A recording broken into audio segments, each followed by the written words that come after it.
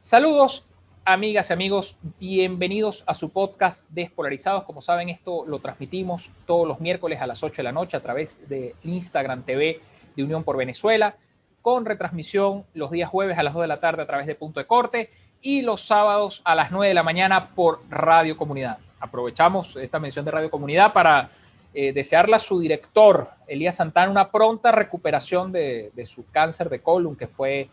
lo anunció el fin de semana pasado. Esperamos que próximamente pase este trance y siga al frente, como muchos han dicho y compartimos, 40 años de servicio a la sociedad y la construcción de esa sociedad civil que hoy conocemos, se la debemos en parte a ese gran personaje que es Elías Santana. Sin más, hacemos la presentación de nuestra invitada de hoy, Griselda Colina. Ella es miembro del Foro Cívico Nacional. Este es un espacio de organizaciones civiles y sociales que se han enfocado en la reconstrucción institucional y democrática. Una de las cosas que hicieron importantes en el último tiempo fue proponer rectores al CNE y que adicionalmente esos rectores estén presentes dentro del directorio. Griselda, además, es rectora suplente del Consejo Nacional Electoral. Ella nos aclarará si ha podido incorporarse a algún directorio o va a alguna de las reuniones. Y lo primero que hay que preguntar, sabiendo que hasta mañana es la inscripción del REP, 24 horas pasan volando. ¿Qué mensaje hay que darle a la gente para que se inscriba o, como me dijo una amiga de Aragua, para que cambie de residencia? Porque también eso es un punto importante. Aproximadamente 20% del padrón electoral no vota de cerca donde vive. ¿Qué mensaje hay que darle a esa gente? Sí, muchísimas gracias, Rafael, por el espacio, por la conversación, por esta disposición que han mostrado ustedes, además, a estar siempre conversando sobre estos temas. Yo, en primer lugar, quería solidarizarme también con el compañero Elías Santana, a quien respeto y considero mucho, y pues decirle que estamos con él, que nuestras oraciones están con él y que esperamos que se recupere pronto y que nos siga acompañando en este camino de recuperación de la democracia que va a ser largo y que va a necesitar de su esfuerzo y del compromiso que él siempre ha demostrado con todas estas acciones, ¿no? En segundo lugar, ya entrando en materia, sobre el tema de la inscripción y actualización de electores, justamente hasta el 15 de julio, en principio, tiene los ciudadanos para inscribirse, los nuevos votantes, quienes no se hayan inscrito, que sepan. Incluso, Rafael, hay algo que eso es algo que los muchachos, los jóvenes no entienden porque se ha perdido esa práctica y ese ejercicio democrático. Decirle a la gente que para poder ejercer el derecho al voto, para poder expresarse e incluso para expresar una posición de no ir a votar en un determinado proceso X, no tiene que ser este, sino cualquier otro, tienes que estar inscrito en el registro electoral. Eso es lo que te da tu identidad como elector y que te hace parte de una comunidad que ejerce la democracia. Entonces, para inscribirse, para actualizar sus datos, para cambiar de sitio, de tanta gente que se mudó en estos días, la migración no solo ha sido hacia el exterior, sino dentro de Venezuela. Entonces, es necesario que aprovechemos estos 45 días que terminan el 15 de julio, estos 1000 puntos que están distribuidos en todo el país, para que la gente inscriba y actualice sus datos. A mí sí me gustaría comentar, Rafael, que yo creo que ha sido un ejercicio positivo justamente de esa ciudadanía, que nosotros hasta el domingo pasado contabilizábamos 1 millón de movimientos. O sea, 1 millón de venezolanos que se han movilizado, 300,000 nuevos inscritos. Para mí es un número que habla de ciudadanía, de una ciudadanía consciente, que a pesar de la desmotivación, que a pesar incluso de las pocas campañas institucionales, porque ni siquiera hemos visto muchas campañas institucionales invitando a la gente a inscribirse, pues esos 300,000 jóvenes se están inscribiendo. Hemos visto como gente a las que respetamos, a las que consideramos, un Rafael Uzcategui, miembro del Movimiento de Derechos Humanos, que nos dijo: yo sí me voy a inscribir en esta elección porque la lucha es por la democracia y la vamos a ejercer. O sea, esas son cosas que nos emocionan y que ciertamente esperamos que motiven a otros también inscribirse y a participar activamente en este ejercicio de recuperación de la democracia. Quiero recordar una cosa que está haciendo el Foro Cívico de la etiqueta, que es: inscríbete para expresarte y acepta el reto de expresarte. El día de hoy, el voto como tal ha sido muy desprestigiado. Por un lado, el sector oficial prácticamente da a entender, manda metamensajes a la sociedad en la cual indican que ellos saben por quién la gente vota. Pero hay un sector de la oposición muy importante que prácticamente le ha dado golpes al voto. Ha dicho que se vota pero no se elige. ¿Para qué votamos si al final van a poner un protector, van a hacer esto, van a hacer aquello? ¿Para qué? ¿Qué mensaje hay que dar en estos momentos a estos sectores políticos que ahora parece que están motivados a ir a la elección, pero que el ciudadano no se siente confiado ni siquiera porque dice, bueno, me dijeron que no fuera a votar, ahora tengo que ir a votar? ¿Cómo es esto? ¿Qué mensaje hay que dar en estos momentos a ese sector político que tiene mucho que responderle a la sociedad? Fíjate, al sector político y a la ciudadanía. O sea, yo creo que a todos los venezolanos en general e incluso a una comunidad internacional que ha venido solicitando y diciendo que la solución debe ser pacífica, electoral y constitucional, es decirles que entendemos y que reconocemos de dónde viene la desconfianza. Eso es lo primero que uno tiene que decir. Uno no puede dejar de reconocer que la situación, el estado en el que está el sistema electoral venezolano, entender la profunda desesperanza que aprendimos en todos estos años, Rafael. O sea, no es casual que el venezolano hoy sienta que su voto no sirve para nada. No es casualidad, sino es producto de una acción sistemática de socavamiento de los derechos de cada uno de los venezolanos. Como después de 2015, cuando el sector oficial entendió que había perdido el voto popular, cómo ciertamente empezó un ejercicio de ingeniería para socavar y para violar garantías y para cambiar esa disposición que tenía el venezolano al voto. El venezolano es electoral, el venezolano es demócrata, tiene una profunda convicción democrática, pero a ese venezolano le fueron dando palo y palo durante años, le dijeron que su voto no servía, que su voto no valía. Ese era el mensaje que recibió, e incluso tienes toda la razón en decir que también la clase política de oposición en 2017 abandonó la ruta electoral. Eso es una realidad con la que tenemos que luchar ahorita, y que la gente entienda que su voto es su poder, que es un poder en manos de cada uno de los ciudadanos, que es un poder en cada uno de los actores políticos que quieren hacer un cambio pacífico, que tienen propuestas y soluciones para la gente. Eso es lo que nos toca ahorita vencer esa dinámica que se ha instaurado en la mente de los venezolanos, pero desde el reconocimiento de lo que en verdad pasó, caracterizando la realidad con todos sus puntos, porque si tú no caracterizas la realidad con cada uno de esos elementos, entonces ¿de qué manera tú puedes cambiarlo? ¿De qué manera tú puedes decir y ofrecer un proceso, avances y recuperar una ruta de garantías y de condiciones que le generen confianza a la gente? La confianza no la puedes ver como un objetivo final, como un punto de llegada, sino como un proceso que nos toca construir a todos, a los actores políticos, presentando candidaturas diferentes, a los ciudadanos, respondiendo a los llamados que se les haga para participar. Y entendiendo además, Rafael, que la participación no solamente se circunscribe al acto de votación, sino que también ahorita se hicieron los sorteos de miembros de mesa y miembros de juntas electorales regionales y municipales. Entonces allí esos son roles que nos toca ocupar a los ciudadanos, y allí es donde estamos llamados a participar y a ejercer nuestros derechos en cada una de las fases de un evento electoral. Entonces, entender que en un proceso electoral hay derechos para los que van a ser elegidos, pero también para los que van a elegir, es parte de lo que nos toca seguir mostrando y seguir pues diciéndole a la gente que hay un trabajo progresivo por reconstrucción de esos derechos, por reconstrucción de esas garantías y por tener confianza de esos ciudadanos y también de esos actores políticos en que en el ejercicio que se está construyendo para el 21 de noviembre no acaba con ese proceso electoral. que tiene pasos subsiguientes, que es una tarea que nos toca, en la que nos toca seguir asumiendo este compromiso de reconstrucción de las garantías, de las condiciones, y que va a tomar tiempo, pero que estamos comprometidos y que tenemos la convicción de que allí es donde nos reunimos los venezolanos que queremos la democracia. Quiero preguntar algo. El CNE, sabemos que han habido unos avances importantes, políticamente hablan electorales, pero son más políticos, eso es lo objetivamente hablando.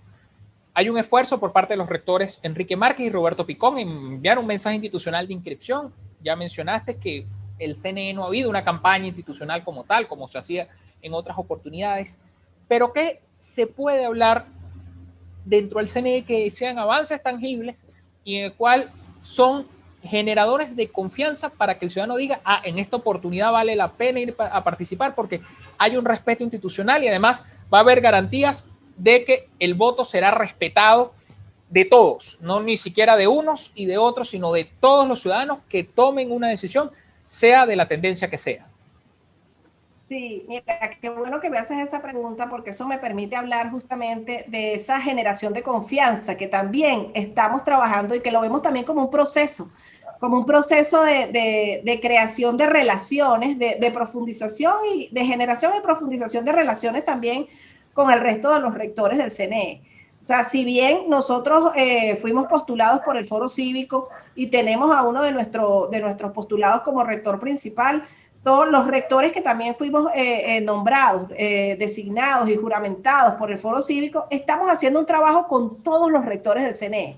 Eso hay que decirlo, Rafael. Y estamos estableciendo una relación de confianza, una relación basada en la restitución de los derechos, una relación basada en la humanización del conflicto, que además ha sido como nuestro norte y nuestra tarea, y entender que a nosotros como Foro Cívico nos toca pensar en la gente y poner a la gente en el primer punto de nuestra agenda. Entonces, y buscar esos puntos donde nos podemos encontrar con nuestros compañeros rectores. Te puedo decir que para nosotros ha sido, hemos encontrado receptividad en los compañeros rectores, tanto en el presidente Pedro Calzadilla, en la rectora Tania D'Amelio, en el rector Carlos Quintero, con quien Roberto, por ejemplo, trabaja constantemente en la Junta Nacional Electoral. O sea, allí ha habido avances significativos en ese nuevo Consejo Nacional Electoral, que no solamente tiene que ver con una directiva, con un presidente, vicepresidente, sino que también tiene que ver con esas juntas, con esos órganos subordinados, donde cada uno de esos grupos o de esas comisiones está haciendo un trabajo, además, pensando y asumiendo el rol histórico que les demanda el país. Yo creo que hay mucha conciencia de que este CNE se debe a la recuperación de las instituciones, tiene que mandar mensajes claros, entendiendo, y tú lo decías muy bien al inicio, que por supuesto tiene que haber voluntad política y que este nuevo CNE justamente es producto y muestra de que hay voluntad política y de que hubo voluntad política para que los actores se dieran y nombraran a un CNE que apuntara a esa reinstitucionalización. Entonces, eso lo estamos viendo, eso continúa, el clima de trabajo y de posibilidades está presente, no digo que sea sencillo, hay prácticas que están todavía, que se mantienen allí y que toca vencerlas y decir, no estamos de acuerdo con esto, y levantar la voz y mostrar que a pesar de posiciones distintas, el acuerdo por el país es lo más importante y es lo que nos guía. Quiero preguntar un tema. Uno de los puntos focales de la oposición al momento de participar es el tema de la observación internacional. Actualmente, para los procesos electorales existe la figura del acompañamiento, que es muy distinta al de la observación. Son figuras completamente diferentes. Vemos que esta semana que concluyó, se desarrolló la visita de la misión técnica de la Unión Europea en miras de buscar una observación electoral por parte de la Unión Europea. ¿Cómo va ese avance? ¿Qué posibilidades hay que la Unión Europea sea observadora en el proceso electoral? ¿Y qué posibilidades hay que otros organismos como las Naciones Unidas, la Organización de Estados Americanos, participen en estos procesos electorales como observadores, entendiendo, y quiero sacar una frase que ha mencionado mucho la profesora Glen González Lobato, que la observación no es solo el día del proceso electoral, que es lo que ha pasado ahorita, que es el acompañamiento, sino es durante la campaña, durante la elección y posterior a la elección, ver cómo está el proceso y saber qué errores se han cometido, qué avances se están haciendo a ese respecto.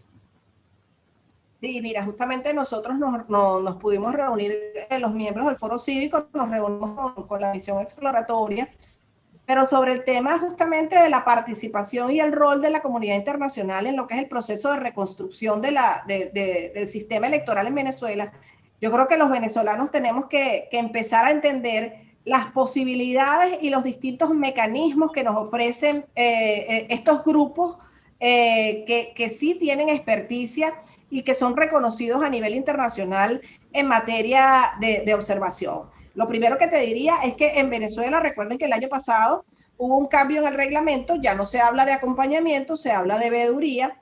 Ese reglamento está siendo también revisado y se están proponiendo cambios desde el CNE para poder permitir la participación de estos grupos internacionales. Ahora, lo primero que yo creo que los venezolanos tenemos que más que entender, es como tomar en cuenta, porque yo creo que todos lo sabemos, es que cuando hablamos de elecciones en Venezuela, estamos hablando de un país que no está en unas condiciones normales. Aquí estamos hablando de un país que está sufriendo una emergencia humanitaria compleja, un país donde hay además una crisis de múltiples dimensiones y donde hablar de observación internacional, de misiones de observación internacional, como los mecanismos que teníamos en nuestra cabeza y que recordábamos del pasado, eso yo creo que no es posible y no es posible por muchos factores. Ahora, ¿qué sí es posible que nosotros entendamos y que también lo hemos vivido en el pasado? Yo vengo del Centro Carter, yo estaba de entre 2010 y 2015, yo estuve trabajando en el Centro Carter y a mí me tocó participar en misiones de estudio, que eran mecanismos novedosos que también existen para que estos grupos que sí saben y tienen toda la normativa sobre la observación internacional puedan acompañar a los venezolanos en un ejercicio de lo que es su democracia, como son los procesos electorales, y que están, por supuesto, en las distintas fases del proceso electoral, antes, durante y después.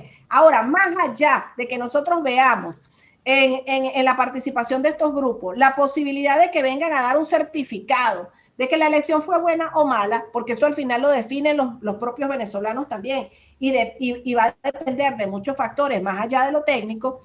Lo que estamos pidiéndole nosotros tanto a la Unión Europea como a Naciones Unidas es que acompañen a los venezolanos en un proceso de restitución de derechos, de reconstrucción de una ruta electoral y de promoción de confianza a través del ejercicio transparente de esa reconstrucción. Entonces, eso es importante que la gente lo vea, que la gente entienda que eso es una posibilidad que está allí. La asistencia de Naciones Unidas para que, por ejemplo, puedan ayudar a todos esos venezolanos que están hoy fuera del país y que no tienen identidad electoral, que no tienen sus derechos políticos garantizados. O sea, eso va a requerir un esfuerzo importante donde las agencias de Naciones Unidas podrían participar y podrían ayudarnos a que esos venezolanos no solo tengan su identidad, sino que además se registren y con esto puedan disfrutar y ejercer sus derechos políticos. Entonces, entender que no es solamente la observación tradicional como la conocimos en el pasado, sino que, bueno, hay que venir a entender qué está pasando en Venezuela, cuál es el diagnóstico real del proceso electoral y empezar en ese camino de reconstrucción, entendiendo también, Rafael, que un proceso electoral por sí solo no va a resolver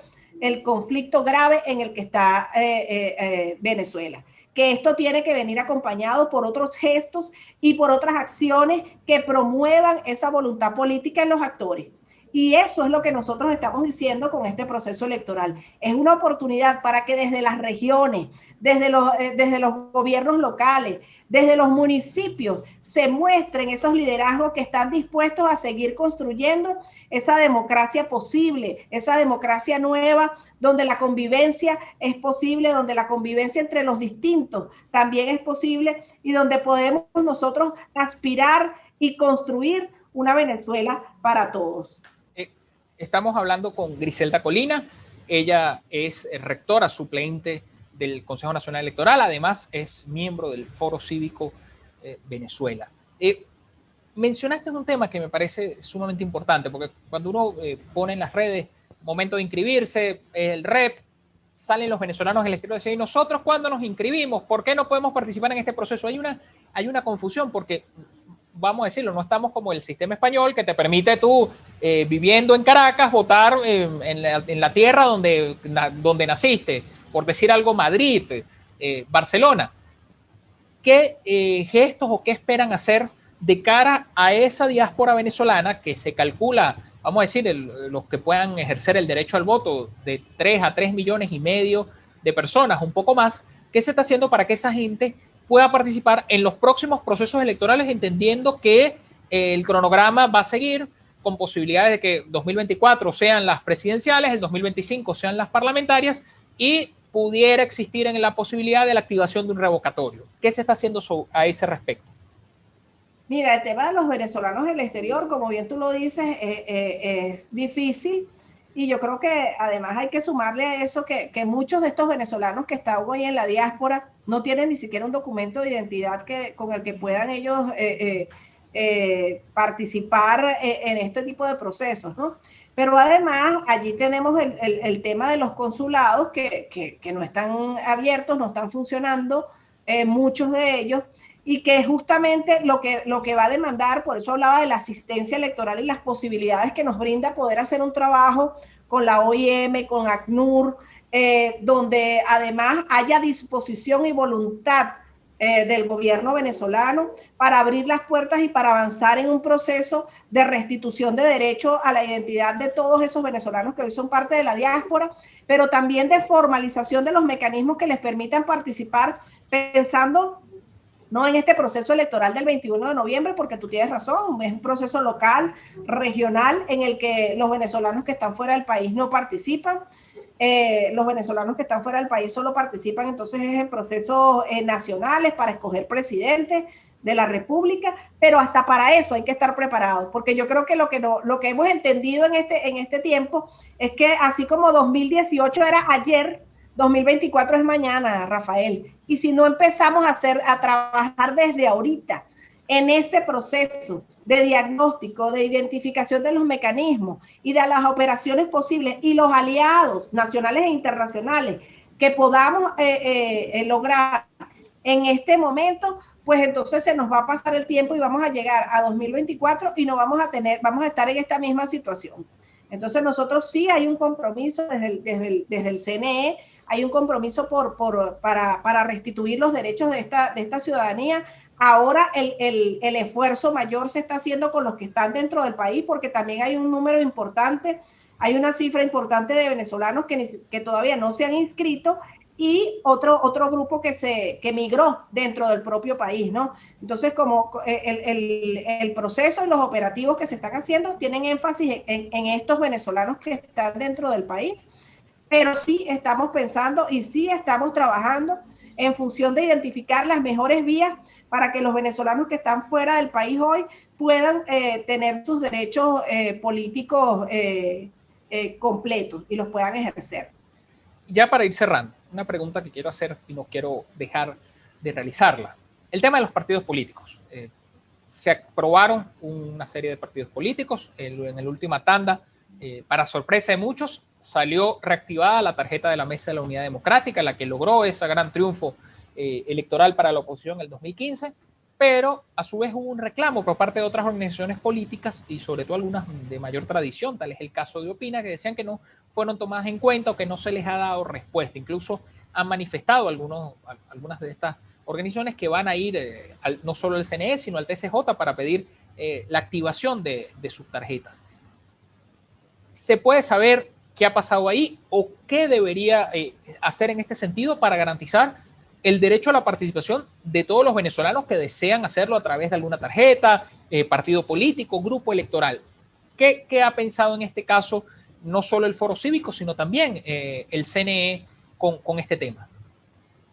Sí, mira, justamente con el tema de los partidos políticos, de la restitución del pluralismo político en Venezuela, porque lo vemos así, entendemos que la demanda por el pluralismo político es una situación que debemos seguir trabajando, entender también, Rafael, y ahí yo vuelvo a la idea del proceso, que este es un proceso en el que para este momento, este hito que se presenta en noviembre, se van a avanzar en algunos puntos, pero que ciertamente, si tú conoces cómo ha sido este tema del socavamiento del pluralismo político en Venezuela y cómo incluso aquí se avanzó, y esto es una realidad que está documentada por las organizaciones que llevan el tema de los derechos políticos y electorales en Venezuela, cómo aquí se avanzó en la construcción de un nuevo ecosistema de partidos políticos que favoreciera al sector oficial desde 2012. Eso es una acción, además, milimétrica que que se avanzó desde el gobierno y que no se puede solucionar en pocos meses, que va a tomar tiempo, pero que además no solamente por todo lo técnico, sino también por la voluntad política de los actores que tiene que estar allí y que tenemos que empujarla, que tenemos que hacer la presión. O sea, yo sé que hay, nosotros para este proceso, el CNE logró anunció 20 tarjetas de partidos políticos, 12 nacionales, 8 nacionales y 12 regionales. A mí me parece que allí hubo un avance. No es suficiente, es verdad. Hay que reconocer que no es suficiente. No se ha logrado el pluralismo político como nosotros lo entendemos. Pero hay que entender que se han avanzado pasos. Y ver esto, yo hacía la analogía como una escalera, Rafael. Es como una escalera donde al final tenemos un proceso donde queremos llegar, tenemos un punto al que queremos llegar. Bueno, en esta escalera nosotros hemos avanzado escaloncitos, con el pluralismo político, con el tema del registro electoral, con el tema de la observación internacional, con el tema también de todos los otros temas que están allí, que hemos venido mencionando en el programa, pero el 21 de noviembre tenemos un descanso en esa escalera. No quiere decir eso que se acaba el camino. Nosotros tenemos que continuar porque este es un camino largo y el compromiso que asumimos los rectores del CNE es de 7 años para al menos poder seguir trabajando por esto. Yo sé y estoy consciente de las dificultades, de las debilidades y de lo frágil que es la situación que estamos viviendo. Ahora, lo que nos toca a los venezolanos que queremos una solución pacífica, una solución democrática y una solución electoral es seguir empujando y seguir haciendo una presión positiva para que esto se dé. En el tema de los partidos políticos, decirles que hay posibilidades de participación. Los liderazgos, invitar a los liderazgos que en verdad tengan vocación democrática, que quieran hacer un trabajo y que tengan propuestas para sus municipios, para sus gobiernos regionales, pues que inviten a la gente, que enamoren nuevamente a la gente, que enamoren a los venezolanos, a esos actores políticos, porque el venezolano está decepcionado y está alejado de la política, Rafael, porque los propios actores políticos se distanciaron su discurso y distanciaron su oferta de lo que es la realidad de la gente. Entonces le toca a los actores políticos hacerle entender al venezolano de por qué ese voto le va a servir para cambiar su vida y para tener una mejor esperanza en que ese país que soñamos es posible. Creo que con ese último mensaje, que el país que soñamos es posible, nos quedamos con esto, con este mensaje que nos ha dado Griselda Colina el día de hoy. Griselda, agradecido por esta oportunidad que nos has dado de hablar de estos temas electorales. Esperamos, bueno, mantener el contacto, tenerte en otros espacios aquí de Unión por Venezuela, que estamos seguros que en este segundo semestre seremos muy activos, sobre todo con el tema de participación, de debate y creo que la palabra más importante, de reencuentro entre los venezolanos, aprovechar estas oportunidades para el reencuentro y para la conformación de espacios necesarios que la gente reclama y que seamos, desde nuestros espacios pequeños, grandes, hagamos la diferencia. Agradecido, Griselda, por esta oportunidad. Oh, muchas gracias a ti. Amigas, amigos, ha sido todo por hoy en nuestro podcast Despolarizados. Nos vemos la próxima semana, como saben, día miércoles a través del Instagram TV de Unión por Venezuela, jueves 2 de la tarde por Punto de Corte y sábado 9 de la mañana en Radio Comunidad. Será hasta la próxima.